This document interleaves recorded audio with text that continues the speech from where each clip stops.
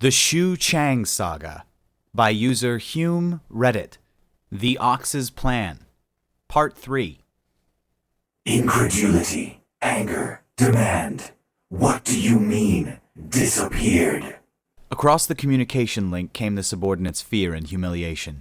Fear, obeisance. The Death Worlder is not present within the ship, Alpha. We have swept the deck twice. Fury, declaration. The Death Worlders are primitives. They do not possess personal cloaking devices, and the group at the breaching port have not reported it passing them. The Death Worlder is aboard this ship, and if you have not found it, it is because you are either blind or negligent. The Alpha paced the bridge of the ship, transmitting its ire to the inferior on the other side of the vessel. Threat, declaration. You will bring me the Death Worlder's carcass, or your packmates will bring me yours. Either way, we will feast. Do you understand? Fear, obeisance. Understood, Alpha. We will sweep until it is found. The second group shall... The Alpha halted in his pacing. Anger, demand. What? What is it? Panic flooded the link. Fear, excitement, declaration. The Death Worlder. It is here. The Alpha, as was its right, tapped into the Beta's visual stream. For the first time, through the other's eyes, he saw the Death Worlder. It was tiny, slender. It seemed far too small to wreak the kind of havoc it was having. And yet he acknowledged it was very, very quick, and far stronger than its size would imply. One of the Beta's group tried to shoot at it with its pulse weapon, but the creature twirled toward the attacker, adding its own momentum as it struck out with the middle joint of its upper limb into the center of the Beta's upper torso.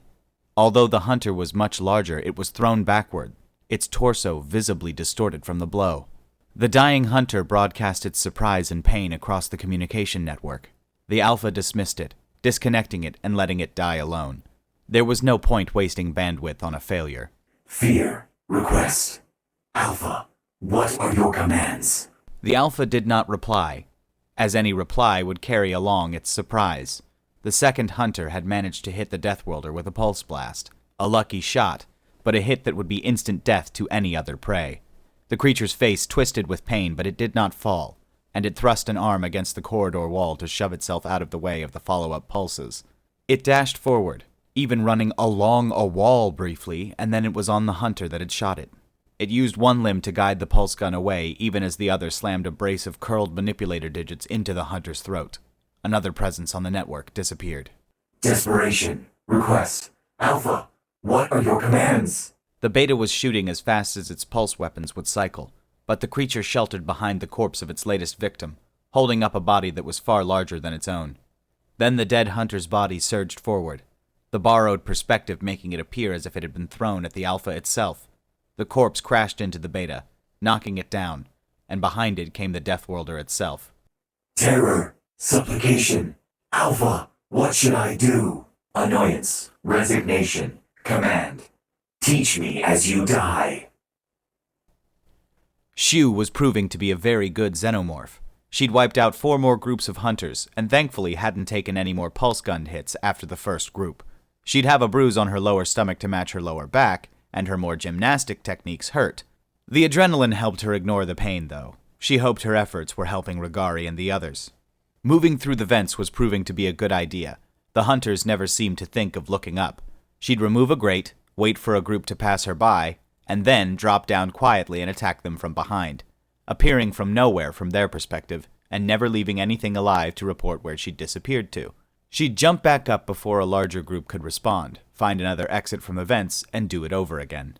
The hunters were learning, though. They were forming up, making their groups bigger, hoping to drag her down with numbers. The last group she'd encountered was 5 strong, and she hadn't wanted to risk those odds. She'd used another one of the nerve jam grenades Regari had given her, only poking her head out of the vent long enough to toss the weapon among them and then ducking back. Even from 10 meters away, the grenades gave her a massive headache, and she'd had to pause inside the ducts to let it and the stars in her vision abate. How many hunters had she killed? She didn't know. She was tired and the hurts were piling up. She wished she'd thought of asking Regari for a communicator or something, so she could at least ask how the fight was going on the ship. She hoped they were winning, or at least holding their own.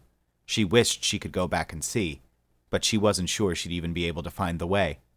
She wanted to go home. Xiu didn't know if that meant Earth or Gao anymore, but either would do. The Alpha was beyond infuriated. How could it be, as the supreme race of the galaxy, that it could be burdened with so many brood who were so useless? It seized a resting bench from its place on the floor and flung it across the bridge. It bounced off the back of a beta manning the helm. It felt its surprise and fear across the network, but the beta knew better than to protest in any way. The Alpha wished it would. It longed to see a body pulp beneath pulse blasts, to feel flesh in its teeth. Any flesh.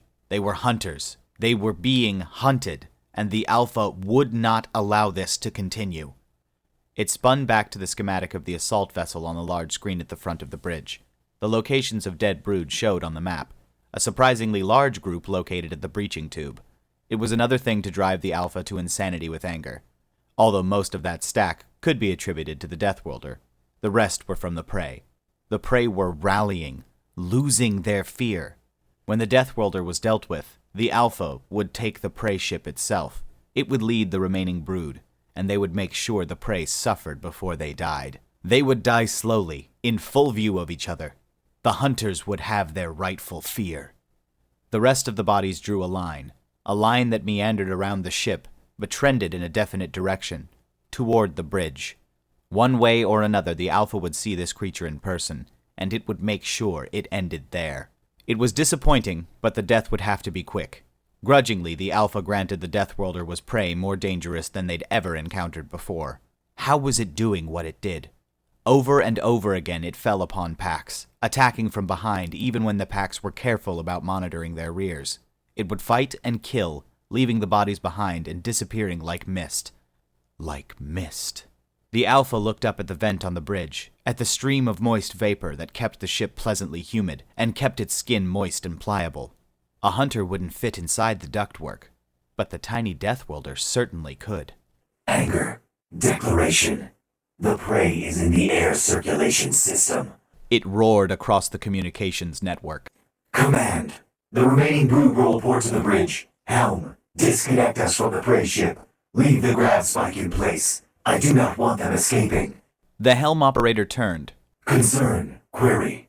Alpha. The remaining brood are engaged with prey on the herd vessel. They cannot disengage easily. Anger. Impatience. Declaration. Then leave them. I will not risk the Deathworlder sneaking off this vessel. Obeisance. Query. What should the pack aboard the herd vessel do? The Alpha turned to the helm operator, all 7 eyes blazing. It pleased it to see the beta shrink beneath its gaze. Declaration. Dismissal. They should win. Or die. Xiu knew something was going wrong when she felt the hunter ship shake.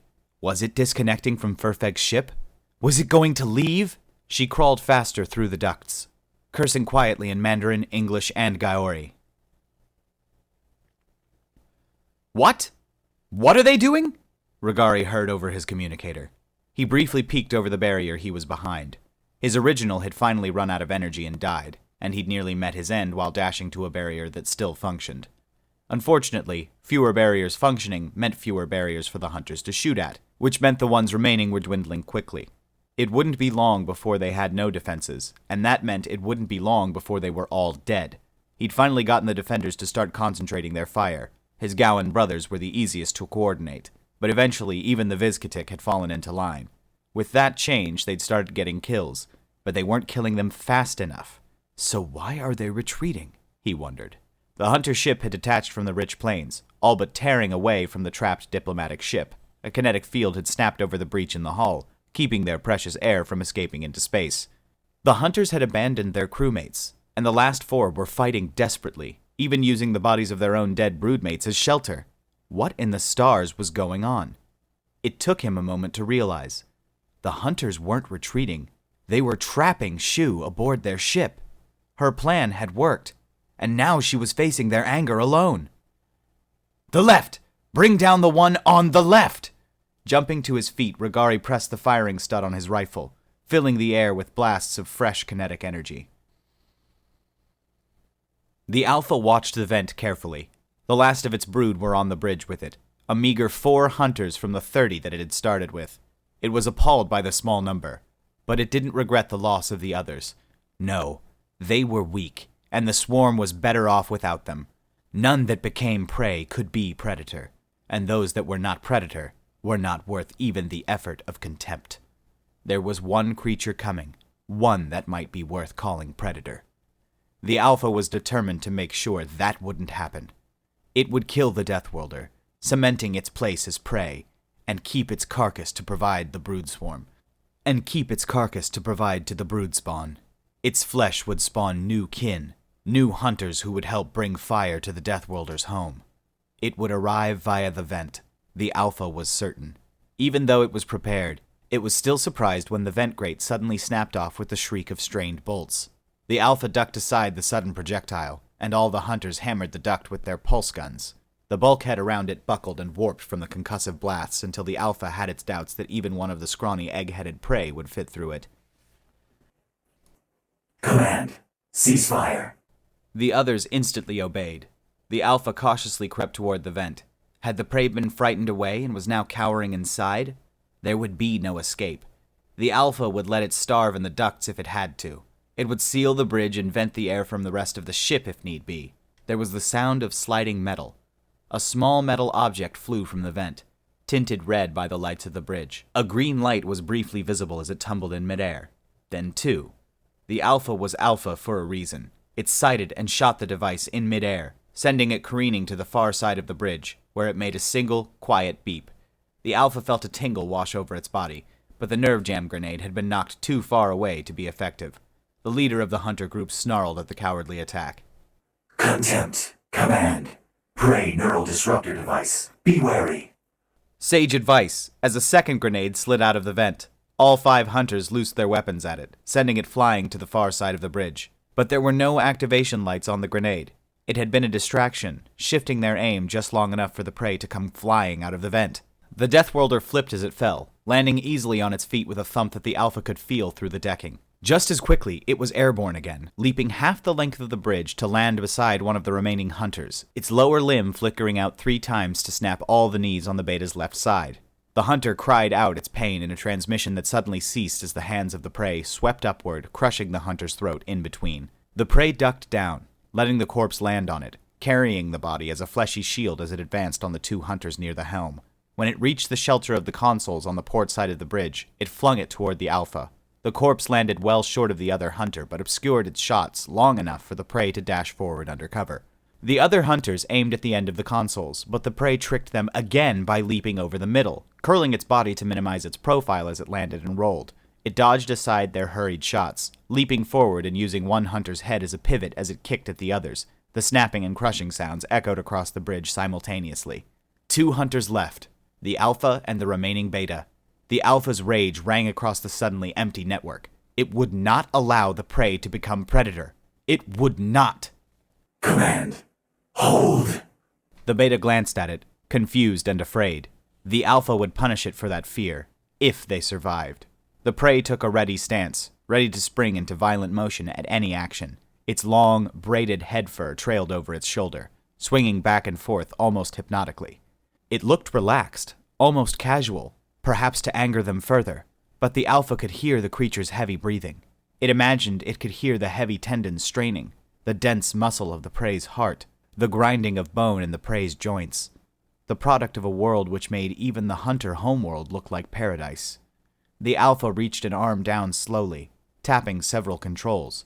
A counter appeared on the upper display, showing symbols changing at a steady beat, rung out by an audible tone. Even prey would be able to determine its significance, proven by the Deathworlder crouching slightly. It drew a breath, baring its teeth. It knew. Shock. Confusion. Alpha? The Alpha gestured widely. Win or lose, it would not allow the prey to become predator. The creature accepted the challenge. It used a nearby console as a step, its feet thrusting hard enough to crumple the metal covering, launching itself toward the obvious leader of the hunters. The Alpha was ready, hitting it in midair with both pulse guns. Where one gun seemed to barely slow the Deathworlder, both blasts landing simultaneously in the same spot was far more effective. The prey was swatted down with a huff of expelled air. It broke its fall by striking out of the deck with its upper limb. The beta was an inferior shot, but it advanced, peppering the Deathworlder with pulse fire. From its place on the floor, the creature hooked a nearby resting bench with its feet, the very same bench the alpha had thrown earlier in its rage, and a pull and a kick tossed the bench into the air. The prey leapt up to follow it, slamming it with both of its palms, and sent it hurling at lethal velocity at the alpha. The hunter tried to dodge, but the bench shattered against its kinetic shield, collapsing it. Furious, the alpha brought its arms up for another volley, but the creature was already upon the beta. A single pulse caught the creature on the upper torso, but it wasn't enough to slow it. It swept within the beta's range, with its arms outstretched, parrying the closest arm and its pulse gun with a movement that was deceptively soft, pulling the larger hunter down and in between the Deathworlder and the alpha. Its other hand hammered against the beta's torso twice, kinetic force as powerful as any heavy pulse weapon reaching through the flesh to jelly the organs inside. Terror, pain, supplication, alpha, anger, determination. Enough. The beta's body obstructed its shot, but the alpha no longer cared.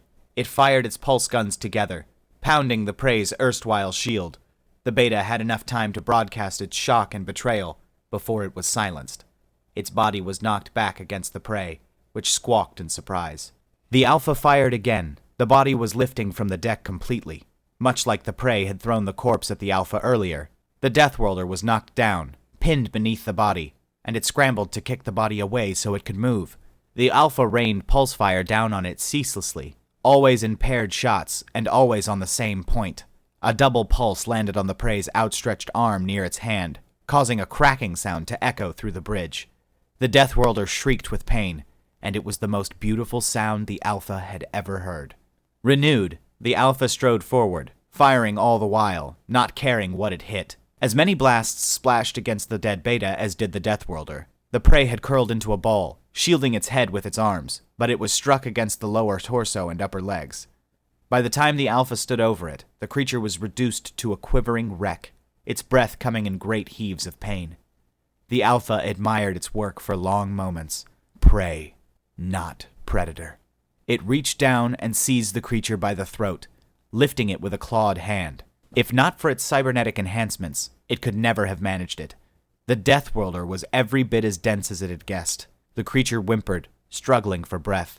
Water leaked from its eyes, running over the alpha's fingers as it twitched, pawing weakly at its grip with its good arm. The water carried the delicious fragrance of fear, and the alpha felt an overwhelming need. It needed to taste this creature, to find out if its flesh was as succulent as it guessed it to be. It leaned forward, its multiple rows of teeth bared, to take a bite from the creature's shoulder, leaving the throat intact so the prey could cry out its agony and fill the empty air of the bridge with its music. So intent was the alpha that it didn't see the creature's good hand dip into the front pouch of its clothing, nor did it see the prey's eyes blaze with anger. It certainly felt it as the Deathworlder rammed its good limb down the hunter's gullet. The alpha threw the creature away before it could grab hold of anything, its rows of teeth scraping ribbons of fabric and flesh from the Deathworlder's arm. It spat out the fabric, but the flesh and the blood was beyond divine. It would have more. It ignored the lump in its throat as it pursued the prey, which had scrambled to unsteady feet and was fleeing, trying to escape the bridge. All the better. Elation filled the alpha. It would run the prey to ground and feast on its limbs. It would let the creature survive until the very last moment, when it would chew the cardial organ from its chest. All thoughts of giving the carcass to the egg layers were forgotten, as was the slowly decreasing counter on the bridge display. Then all thought disappeared from the alpha's mind, as the nerve jam grenade, lodged in its throat, activated. All right, guys, that's going to be it for this one today. We've got the other part of part 2 coming up tomorrow. I hope you guys are having a good one, and I'm glad that you came and spent this time with me today. I can't wait to see you guys in the next one. All right.